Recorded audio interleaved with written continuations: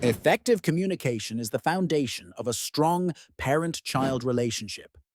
The way we speak to children influences how they respond, and how well we listen shapes their willingness to share.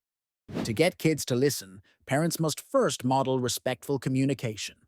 Instead of demanding or lecturing, use a calm and clear tone.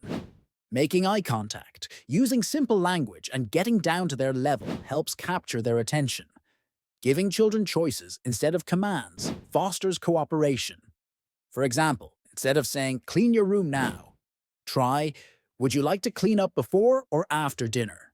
Or instead of saying, "You never clean up," say, "I see toys on the floor." This approach gives them a sense of control while still achieving the goal. Listening is just as important as talking. When children feel heard, they're more likely to open up about their thoughts and feelings. When children speak, give them full attention. Put down distractions, make eye contact, and acknowledge their feelings.